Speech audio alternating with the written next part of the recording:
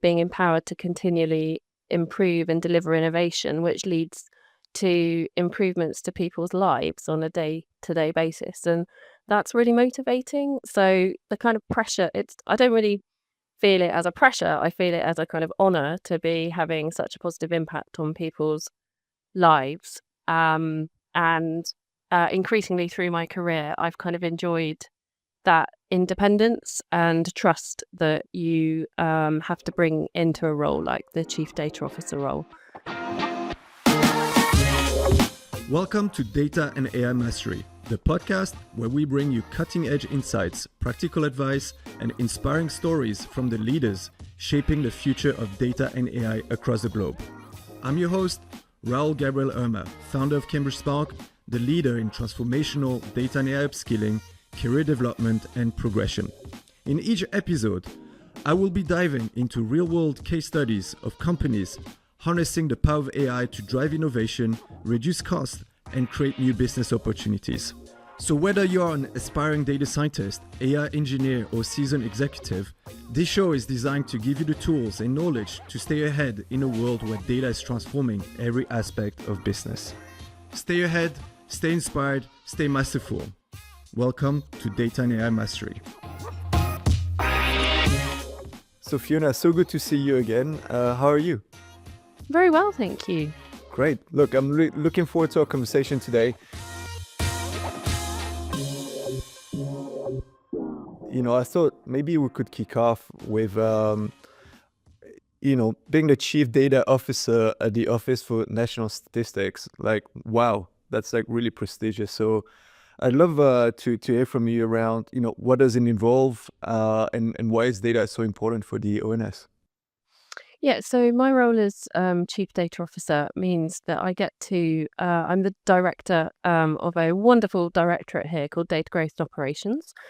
And we're effectively the kind of admin data engine room for the organisation. So, for example, where we publish inflation figures, which are obviously very relevant today, we're beginning to use kind of more novel types of data to do that. So, for example, retail scanner data and more administrative data from across government. And my teams, they are kind of acquiring that data. So they're negotiating with suppliers, they're ingesting it, they're processing it, doing all the data engineering, the architecture, in order to make it available and ready for the analysts to use.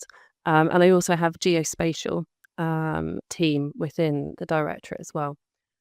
So yeah, it's I personally think it's one of the best Chief Data Officer roles in government, and what a privilege to be working in an organisation that has data as its core business.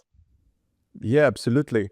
It sounds like there's so much diversity of data available. I'd love to unpack why do you think it's the best job? Because, sitting on the outside feels like a lot of pressure, especially if you have to report it on a lot of data and metrics that are seen by a lot of people in the country and globally. Isn't that a lot of pressure in a way?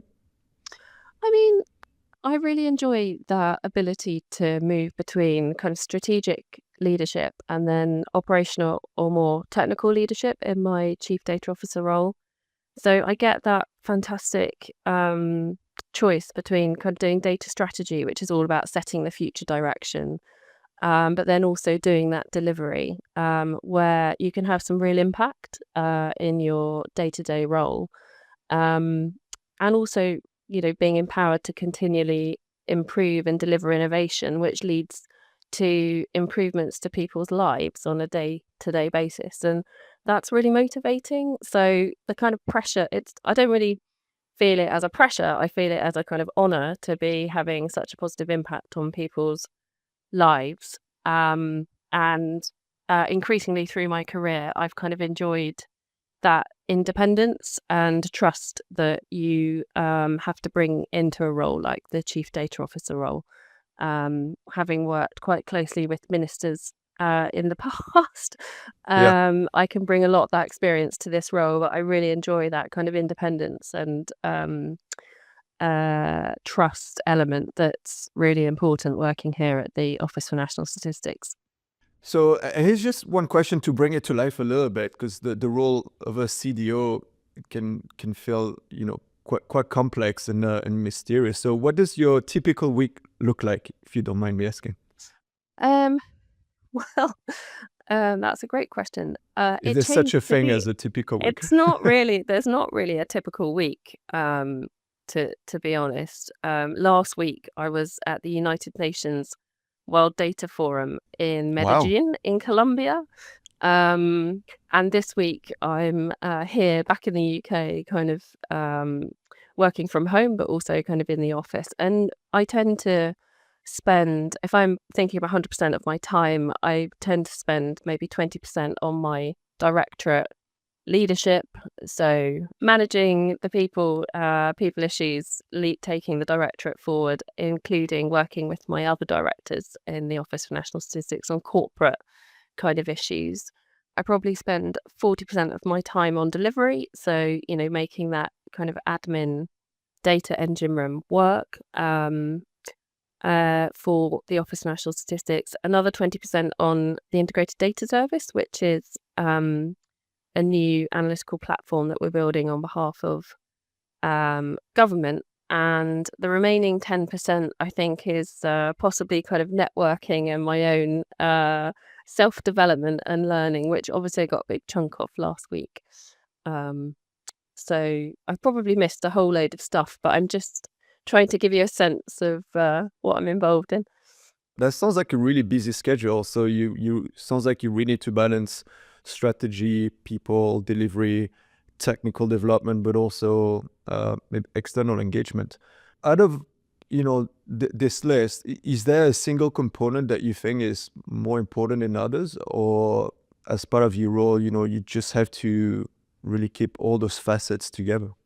Well, I put leadership at the top of my list, because I think leadership really matters, and you just see so much more delivery and engagement when you've got strong leadership in organizations. So for me, that's kind of number one. And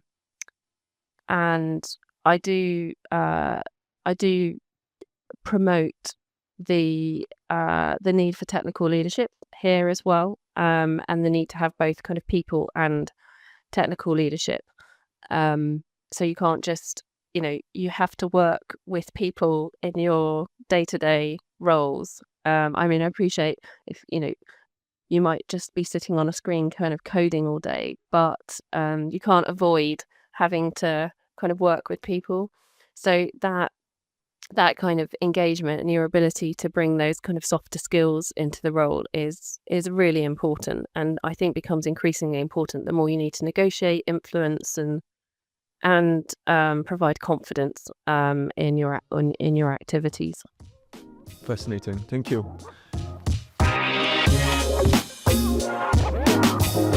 So next, I'd love to, of course, talk about AI. I get asked a lot about AI, generative AI, and it'd be really great to hear what the ONS is doing in terms of future innovation in a way.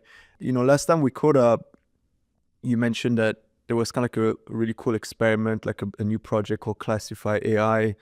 I'd love to hear more about it. What's the process to, on top of delivering the needs for data infrastructure and data needs of other organization departments, in terms of innovation, how do you think about it, like when there's new technologies that come?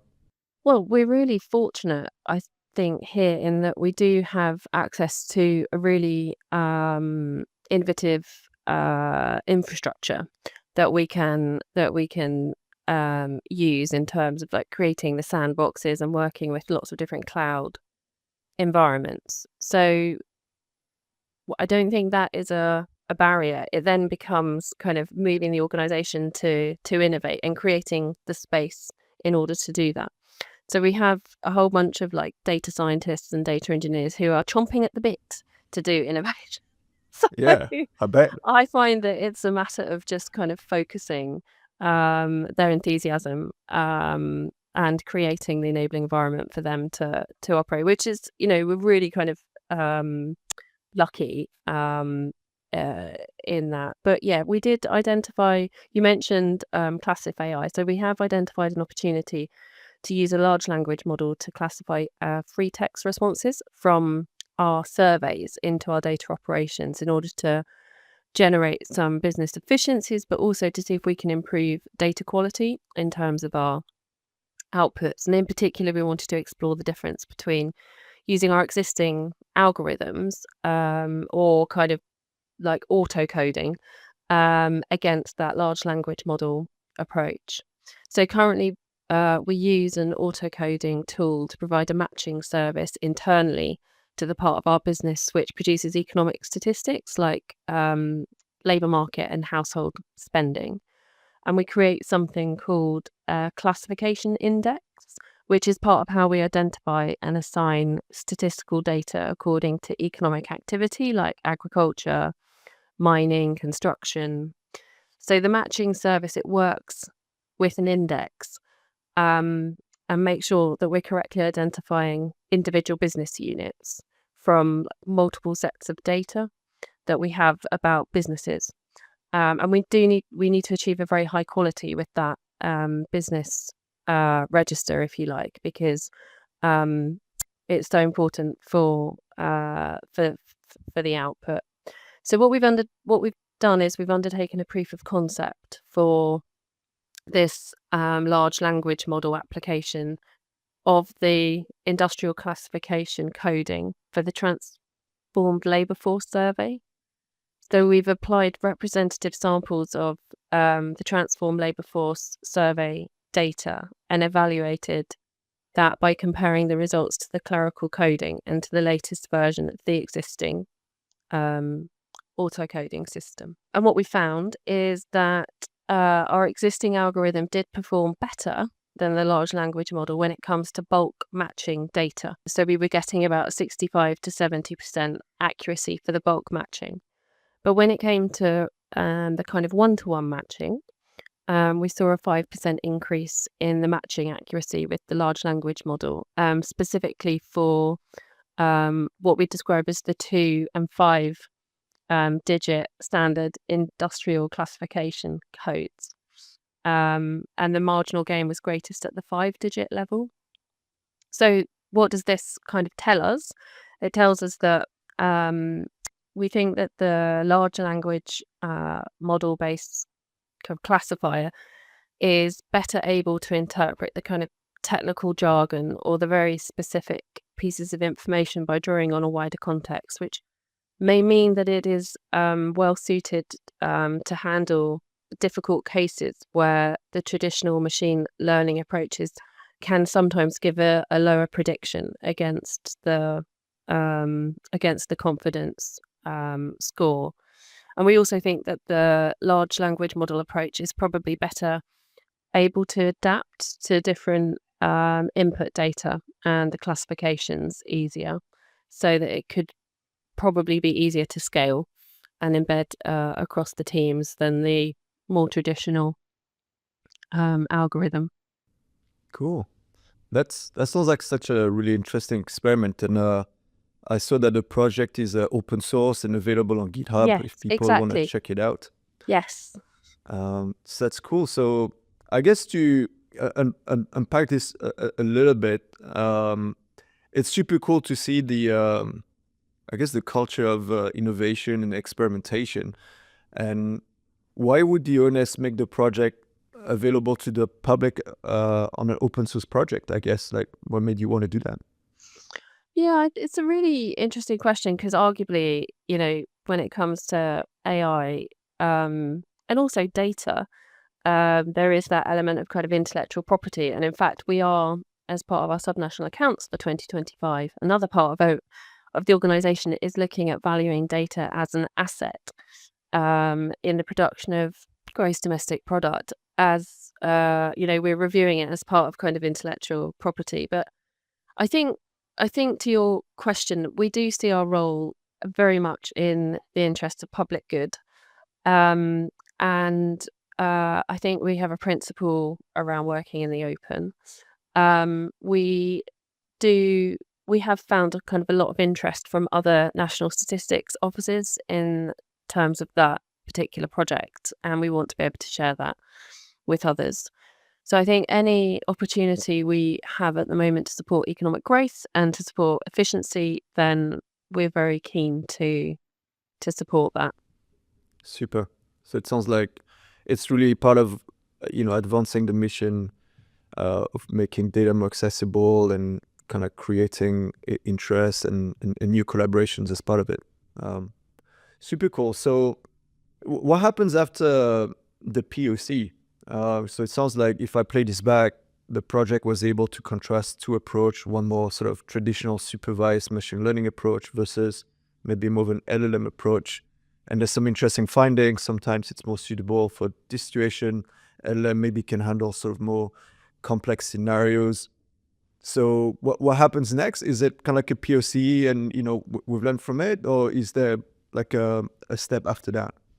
Yeah, so we've had a lot of interest, as I say, from numerous kind of national statistics offices. So the US Census Bureau, who have been actively testing the code base, Ireland, Singapore, Sweden, and we've also presented that at a number of forums, including the OECD.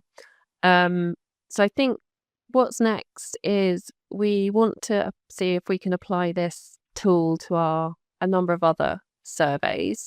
So there's quite a big kind of opportunity there in terms of the 80 plus surveys that we currently run. And we're also developing a tool that can speed up the processing of images that households have taken of their receipts, which similarly can help improve the efficiency of collecting and processing household spending data, and is likely to have GDP benefit as well. So, for example, by bringing household expenditure into the data reconciliation process much earlier and providing the potential for raising the level of achieved sample that we get on the data. So we haven't actually announced that publicly yet, but we're going to be releasing We have a an blog. exclusive. Well, you have an exclusive. We'll be Great. releasing a blog shortly, and we will be making the code for that open source as well at the end of next week. Wonderful. And that will be published on our data science campus website. Great. Look forward to read more about it. So before we kind of conclude this topic, I guess around innovation and launching initiative POCs, when I speak to senior leader in the space, there's always a balancing act between sort of the bottom-up approach, kind of like surfacing ideas from your data scientists, your data engineers. There are POCs, and then they get attention from the senior leadership. Actually, this is cool. Maybe we should invest more into it. Versus the more sort of top-down approach, which is, we've set a strategy. These are the projects we need to deliver. How do you balance that between the two? Is it one or the other? Is it both together? It's both together. So we've not gone off and created an AI strategy, for example. We see the AI as fundamental to the data strategy. We see that the business, we need to have business owners who effectively are owning the transformation using the AI. So we've it's a bit of kind of top down in that regard. So we've created the enabling environment, and then we have put in place the kind of governance and an AI leadership group. And we're getting to the point now where we're trying to work out how we evaluate the AI in order to move question mark kind of what into production. And that's when you start to have the kind of quite gritty conversations around that return on investment and, what's the cost, favorite the question, benefit. right? Favorite question. So I think we're willing to spend to invest to innovate, but we're still kind of working out, where do we see the most potential? And the case studies that I've just talked to, I think, are absolutely setting us in the right direction now. So I think, yeah, it's kind of iterating, and we're kind of developing that knowledge hub internally, and I think that's super valuable is that there's a kind of centralized knowledge being built up, which we can continue to learn from, iterate, and share. Super. So to continue on this topic, so how are you demonstrating impact and ROI those initiatives to get non-technical stakeholders excited and on the same page that this is an area that's needs investment? How would you go about it? Well, we have some quite like deliberate processes in government that we work to, where, for example, you can put forward business cases as part of spending proposals. And so I'm banging the drum at the moment for data to be seen as a core part of programmatic and departmental business cases. So, we need to invest in some of the foundations, particularly when we're addressing legacy and we're looking at security. So that's a big kind of internal piece, but I guess it's relevant in any organization that you work in. And then here at the Office of National Statistics, we do a lot around capability building. So we've recently published a big kind of public engagement communications campaign on data and statistics, really trying to bring data to life. So we've got a series of public webinars that anyone from your grandmum to your son can engage with, explaining the methods that we use to keep data safe. So, for example, how we de-identify data. We've recently partnered with the BBC in relation to getting primary school children to use microbits, so to do a playground survey. And we've also developed a series with secondary schools, so 16 to 18-year-olds, to put as part of the curriculum an understanding of how we produce statistics. So, for example, how we begin to measure gross domestic product, the gender pay gap. So we've published a series of kind of curriculum guides for teachers to use to help them teach those subjects in schools. So I'm this is a kind of core part of our data strategy, that we take on this role to educate not just internally but the wider public as well. So that, again, it kind of plays to the trust agenda, that we're trusted to work with a wide range of data. Great. Those sounds like really wonderful initiatives. I'm a big believer of equipping the new generation with digital skills, data skills, and statistics, of course. We live in a world that is, surrounded with information and data. So I think it's quite important early on to get those critical thinking skills. So that's super great to hear. How can the audience find out more about those initiatives and learn more about it? Yeah. So, I mean, the Bringing Data to Life campaign is on YouTube. So you can access that via the ONS website, or you can find it on YouTube. Great. One question I like asking is, being a senior leader is hard, right? Because a lot of people, look up to you. You have a big mandate. So how do you stay up to date yourself as a leader in the industry? Well, I do believe that 80% of the learning is on the job. So being able to, for example, last week, go to the UN World Data Forum means I can really dock into like the networks, like meeting with so many other national statistics officers and kind of comparing notes, but also identifying shared goals and hearing about best practice from across the world, in terms of inclusive data, for example, through to big topics like climate change or humanitarian crises. So, it's really finding opportunity to make the most of that kind of thing. It really helps with my learning. You can learn so much from what other people are doing, which I guess is what's brilliant about this podcast, Raoul, in terms of like sharing the learning with others, right? So Yeah, I'm a big Absolutely. believer in that. Fantastic. So my next question is, what's one contrarian view you have in the industry? Or another way to phrase would be, what's something you feel, really strong about the industry that maybe is not enough or is overhyped? I don't think we're quite there yet in terms of being able to interoperate across a federated system. So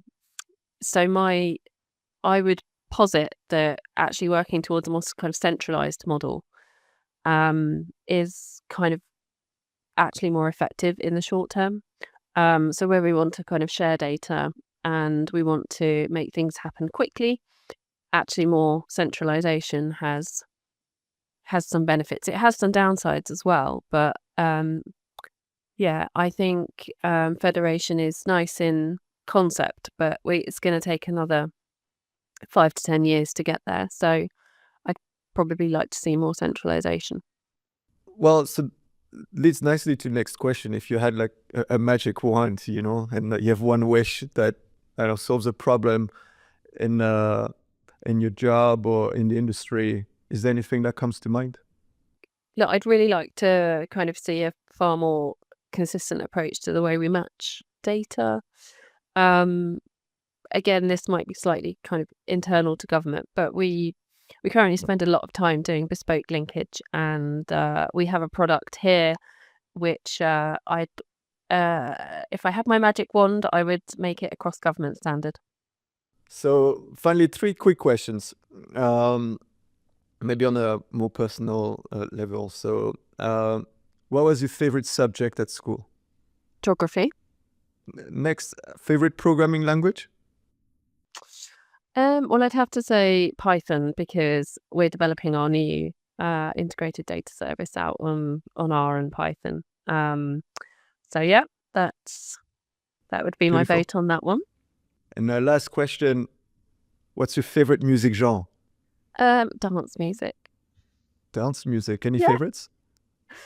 Oh no, I'm getting a bit too old for the latest favourites, I'm afraid. But a bit of Avicii, can't go wrong with that. A bit of Avicii. All right. Now we're talking. That's cool. Well, thank you, Fiona. It's been great to have you on the show today. Thank you very much.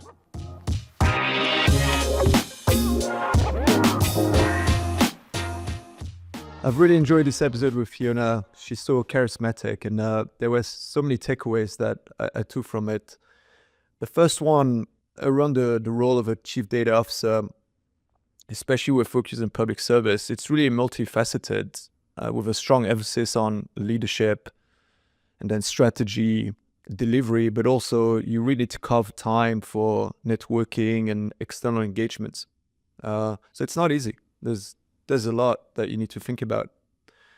The second takeaway, it's really cool to see the ONS, the Office for National Statistics, investing so much in bringing data to the public. So Bring Data for Life, one of the initiative, has many webinar and events running. So I encourage everyone to check it out. And, as part of that, it's really cool to see the commitment to publish the projects open source for the community to learn from and collaborate with other National Statistics Institute. And the final takeaway is you're only as good as your foundations. So it's very clear from Fiona that it's so important to invest in data infrastructure, and data architects and data engineers play a huge role as part of that. That she sees that, we'll need to continue to invest in this space in order to realize the benefit from data further downstreams. So really rich episode. Thank you everybody for tuning in, and see you next time. Thank you for tuning into this episode of Data and AI Mastery.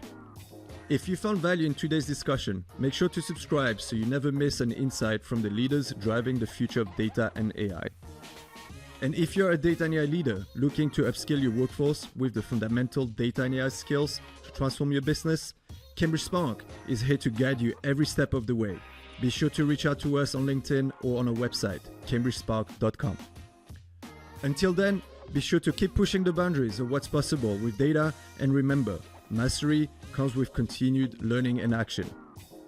Until next time, stay ahead, stay inspired, and stay masterful.